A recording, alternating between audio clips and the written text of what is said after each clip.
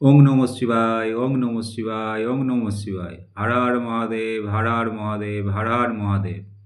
জয় শিব শম্ভু, জয় শিব শম্ভু, জয় শিব শম্ভু। জয় তারকেশ্বর, জয় তারকেশ্বর, জয় তারকেশ্বর। জয় ত্রিকালদর্শী, জয় ত্রিকালদর্শী, জয় ত্রিকালদর্শী। শ্রীমদ্ ভাগবত গীতার কর্ম সন্ন্যাস যোগের শ্লোক নম্বর 7। যোগ যুক্ত বিশুদাত্মা বিজিতাত্মা জিতেন্দ্রিয় সর্বভূতাত্ম ভূতাত্মা পূর্বনপি ন লিপ্ততে। এর বাংলা মানে অনুবাদ হচ্ছে,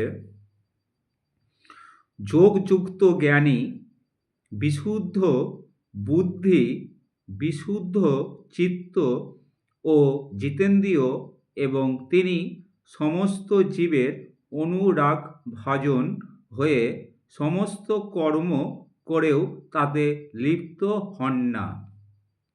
এর তাৎপর্যটা হচ্ছে, কৃষ্ণ ভাবনায় ভাবিত হয়ে যিনি মুক্তির পথে এগিয়ে চলেছে, তিনি প্রতিটি জীবেরই অত্যন্ত প্রিয় এবং প্রতিটি জীবই তার প্রিয়। কৃষ্ণ ভাবনামৃত লাভ করার ফলেই এটি সম্ভব। এই প্রকার ব্যক্তি কোনো কিছুকেই শ্রীকৃষ্ণের থেকে ভিন্ন রূপে দেখেন না। একটি গাছের ডালপালা যেমন গাছটি থেকে ভিন্ন নয়, তেমনি তিনিও কখনো দেখেন যে প্রতিটি জীব ভগবানের থেকে অভিন্ন। তিনি জানেন, গাছের গোড়ায় জল দিলে যেমন সমস্ত গাছটিকে জল দেওয়া হয়, অথবা উদরকে খাদ্য দিলে যেমন সমস্ত দেহকেই খাদ্য দেওয়া হয়, তেমনি ভগবানের সেবা করার ফলে সমস্ত জীব জগতের সেবা করা হয়। এভাবেই শ্রীকৃষ্ণের দাসত্ব করার মাধ্যমে তিনি সকলেরই দাসত্ব করে চলেছেন। তাই তিনি সকলেরই প্রিয় এবং সকলেই তার অতি প্রিয়। যেহেতু তার কার্যকলাপের সকলেই সন্তুষ্ট, তাই তার চেতনা পবিত্র ও নির্মল। যেহেতু তার চেতনা পবিত্র ও নির্মল, তাই তার মন সম্পূর্ণরূপে সংযত, আর তার চিত্ত সংযত হবার ফলে তার ইন্দ্রিয়গুলি সংযত। তার মন সর্বদাই ভগবান শ্রীকৃষ্ণের চরণে নিবদ্ধ। তাই তিনি কখনো ভগবানকে বিস্মৃত হন না। সুতরাং তার ইন্দ্রিয়গুলি শ্রীকৃষ্ণের সেবা ব্যতীত জড় কার্যকলাপে নিযুক্ত হবার কোনো সম্ভাবনা থাকে না। তিনি কৃষ্ণ কথা ছাড়া আর কিছুই শোনেন না। তিনি কৃষ্ণর প্রসাদ ছাড়া আর কিছুই গ্রহণ করেন না, এবং তিনি ভগবানের মন্দির ছাড়া অন্য কোথাও যেতে চান না। তাই তার ইন্দ্রিয়গুলি সর্বতোভাবে সংযত। এভাবেই যার ইন্দ্রিয় সংযত হয়েছে, তিনি কারোর ক্ষতি সাধন করেন না। এখানে কেউ প্রশ্ন করতে পারে, তাহলে অর্জুন কেন কুরুক্ষেত্রের যুদ্ধে অন্যদের আঘাত দিলেন? তিনি কি ভগবত চেতনাময় ছিলেন না? সেই প্রশ্নেই উত্তর ভগবত গীতার 2য় অধ্যায়ে দেওয়া হয়েছে। আপাতদৃষ্টিতে অর্জুনকে অপরাধী বলে মনে হতে পারে, কিন্তু যুদ্ধক্ষেত্রে সমবেত ব্যক্তিরা স্বতন্ত্রভাবে চিরকাল বেঁচে থাকবে, কেননা আত্মাকে কখনোই হত্যা করা যায় না। তাই আত্মার পরিপ্রেক্ষিতে কুরুক্ষেত্রের যুদ্ধক্ষেত্রে কেউ নিহত হয়নি। ভগবান শ্রীকৃষ্ণের নির্দেশ অনুসারে কেবল তাদের পোশাকের পরিবর্তন হয়েছিল। তাই কুরুক্ষেত্রের যুদ্ধক্ষেত্রে অর্জুন সত্যি সত্যি যুদ্ধ করেছিলেন না, সম্পূর্ণ কৃষ্ণ ভাবনাময় হয়ে তিনি ভগবান শ্রীকৃষ্ণের আদেশ পালন করেছিলেন। এই ধরনের ভগবদোক্ত কোনো অবস্থাতেই কর্মবন্ধনে আবদ্ধ হন না। শ্লোক 8-9।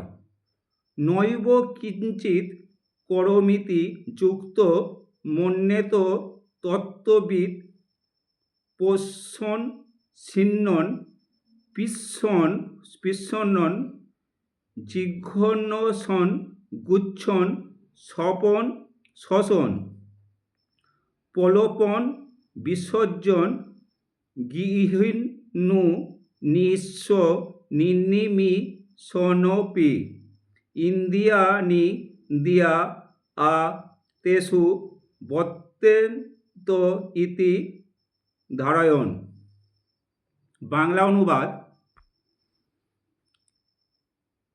চিন্ময় চেতনায় অধিষ্ঠিত ব্যক্তি দর্শন, শ্রবণ, স্পর্শ, ঘ্রাণ, ভোজন, গমন, নিদ্রা ও নিঃশ্বাস আদি ক্রিয়া করেও সর্বদা জানেন যে প্রকৃতপক্ষে তিনি কিছুই করছেন না, কারণ প্রলাপ, ত্যাগ, গ্রহণ, চক্ষুর উন্মেষ ও নিমেষ করার সময় তিনি সব সময় জানেন যে জড় ইন্দ্রিয়গুলি কেবল ইন্দ্রিয়ের বিষয়ে প্রবৃত্ত হয়েছে, তিনি নিজে কিছুই করছেন না। তাৎপর্য: যিনি কৃষ্ণ ভাবনাময়, তার অস্তিত্ব সম্পূর্ণভাবে পবিত্র, তাই তিনি কর্তা, কর্ম, অধিষ্ঠান, প্রচেষ্টা ও দৈব এই 5টি প্রত্যক্ষ ও পরোক্ষ কারণের দ্বারা সাধিত কর্মের সঙ্গে কোনোভাবে সংযুক্ত নন। তার কারণ হচ্ছে তিনি সর্বক্ষণ কৃষ্ণ ভাবনায় ভাবিত হয়ে প্রেমভক্তি সহকারে ভগবানের সেবা করছেন। আপাতদৃষ্টিতেও যদি মনে হয় তিনি তার দেহ ও ইন্দ্রিয়ের সাহায্যে তার কর্ম করছেন, কিন্তু প্রকৃতপক্ষে তিনি তার যথার্থ স্থিতি সম্বন্ধে সচেতন, যা হচ্ছে পারমার্থিক কার্যকলাপ। জড়চেতনায় ইন্দ্রিয়গুলি ইন্দ্রতৃপ্তি সাধনের চেষ্টায় নিয়োজিত থাকে, কিন্তু কৃষ্ণ ভাবনায় ইন্দ্রিয়গুলি শ্রীকৃষ্ণের ইন্দ্রিয়ের সন্তুষ্টি বিধান করার সেবায় প্রবৃত্ত হয়। তাই কৃষ্ণ ভক্তকে আপাতদৃষ্টিতে ইন্দ্রিয়ের কার্যকলাপে নিয়োজিত বলে মনে হলেও প্রকৃতপক্ষে তিনি সর্বদাই মুক্ত। দর্শন ও শ্রবণাদি হচ্ছে ইন্দ্রিয়ের কার্যকলাপ এবং এগুলি উদ্দেশ্য হচ্ছে জ্ঞান আহরণ করা। সেই রকম গমন, প্রলাপন ও মলত্যাগাদিও ইন্দ্রিয়ের কার্যকলাপ এবং এগুলির উদ্দেশ্য হচ্ছে কর্ম করা। কৃষ্ণভক্ত কোনো অবস্থাতেই ইন্দ্রিয়ের এই সমস্ত কর্মের দ্বারা প্রভাবিত হন না। ভগবানের সেবা ছাড়া তিনি আর কোনো কর্মই করতে পারেন না, কারণ তিনি জানেন তিনি হচ্ছেন ভগবানের নিত্য দাস। শ্লোক 10। ব্রহ্মণ্যাধ্যায় কর্মাণি সঙ্গং ত্যাগোক্ত করোতি যো লিপ্যতে ন স পাপেন পদ্মপদ মি বাম্ভসা। অনুবাদ: যিনি সমস্ত কর্মের ফল পরমেশ্বর ভগবানকে অর্পণ করে অনাসক্ত হয়ে কর্ম করেন, কোনো পাপ তাকে কখনোই স্পর্শ করতে পারে না, ঠিক যেমন জল পদ্ম পাতাকে স্পর্শ করতে পারে না। তাৎপর্য: এখানে ব্রহ্মণি শব্দটির অর্থ হচ্ছে কৃষ্ণ ভাবনায় জড়জগৎ হচ্ছে প্রকৃতির 3টি গুণের অভিব্যক্তি। তাকে বলা হয় প্রধান। বৈদিক মন্ত্র সর্বং হেদ্য ব্রহ্ম।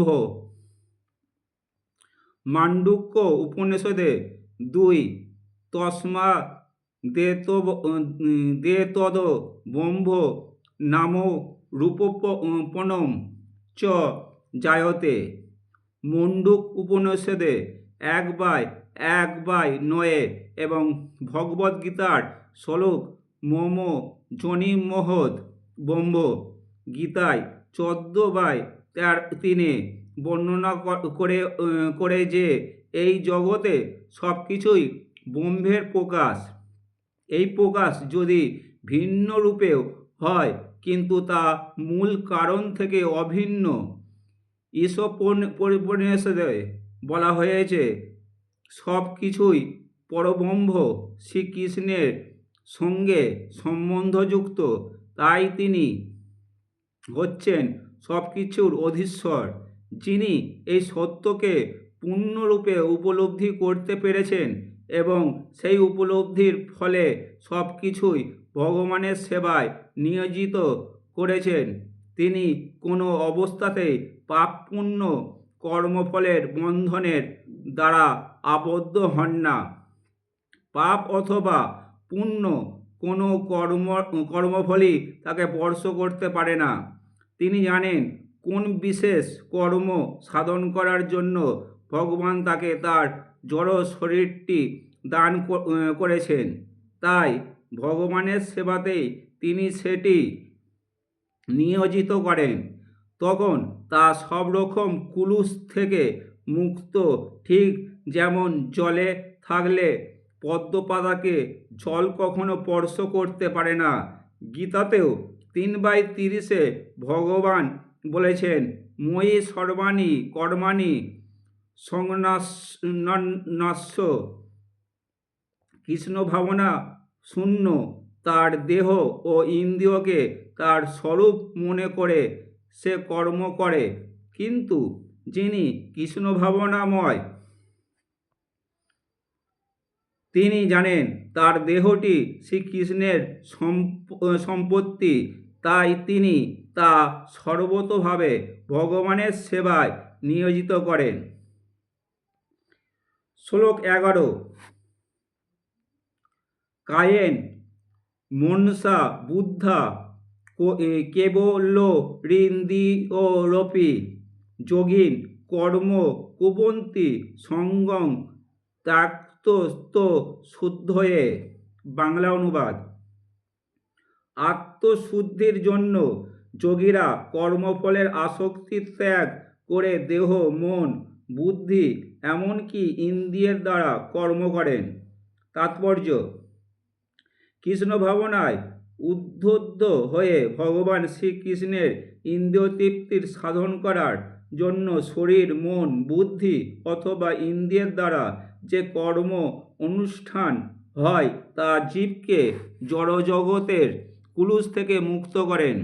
কৃষ্ণ ভাবনাময় কর্মের কোনো জড় প্রতিক্রিয়া হয় না, তাই কৃষ্ণ ভাবনাময় কর্ম করার ফলে অনায়াসে সদাচার সাধিত হয়। ভক্তির সামৃদ্ধ সিন্ধু গ্রন্থে পূর্ব 2/187 শ্রীল রূপ গোস্বামী তার বর্ণনা করে বলেছেন ইহা যস্য হরেদাস্য কর্মণা মনসা গিরা নিখিলাস্য জীবৎমুক্ত স উচ্যতে। যিনি শরীর, মন, বুদ্ধি ও বাণী দিয়ে ভগবানের শ্রীকৃষ্ণের সেবা করেন, তিনি এই জড়জগতের অবস্থান করলেও এমনকি তথাকথিত জড়জাগতিক কর্মে ব্যাপৃত থাকলেও তিনি মুক্ত পুরুষ। তার কোনো রকম মিথ্যা অহংকার নেই এবং তিনি কখনোই মনে করেন না তার দেহটি হচ্ছে তার স্বরূপ অথবা তিনি তার দেহটির মালিক। তিনি জানেন যে তার স্বরূপ তার দেহটি নয় এবং তার দেহটি তার সম্পত্তি নয়, তিনি শ্রীকৃষ্ণের এবং তার দেহটি শ্রীকৃষ্ণের। যখন তিনি তার দেহ, মন, বুদ্ধি, বাণী, জীবন, ধন আদি সবই ভগবান শ্রীকৃষ্ণের সেবায় নিবেদন করেন, তৎক্ষণাৎ তিনি সর্বতোভাবে কৃষ্ণগত পান।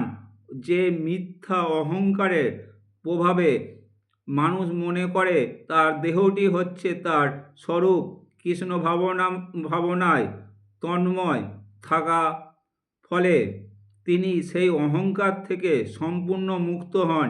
এটি হচ্ছে কৃষ্ণ ভাবনামৃতের পূর্ণ বিকশিত অবস্থা।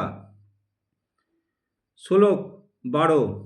চুক্ত কর্মফলং ত্যাক্ত শান্তি মাপ্যতি নৈষ্ঠিকীম অযুক্ত কাম কারেন ফলে শক্ত নির্বদ্ধতে।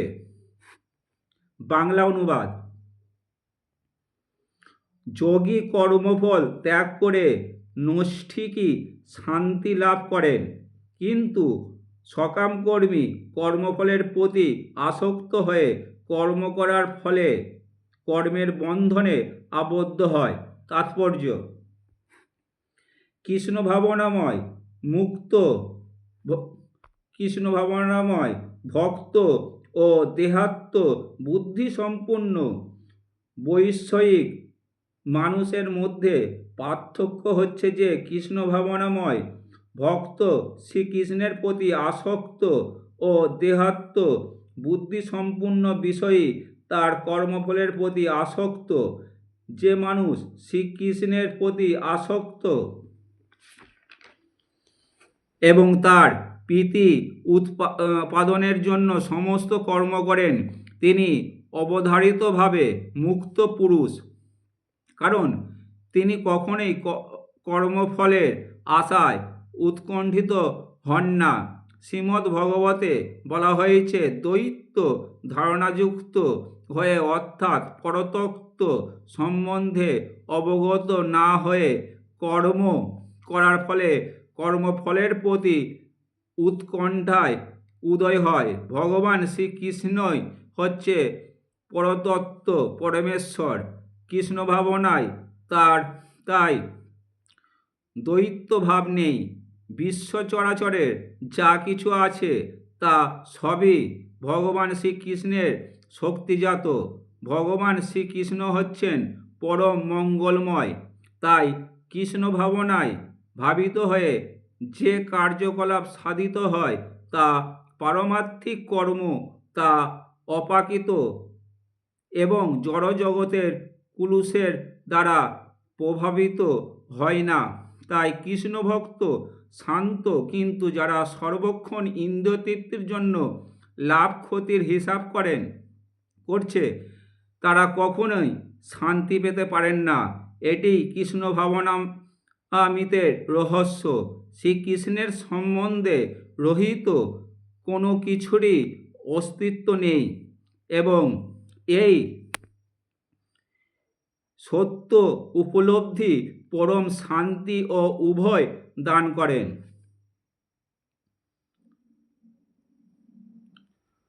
আজ এই পর্যন্তই। আবার পরের ভিডিওতে বলবো 13, 14, 15, 16, 17, 18, 19, 20, 21, 22,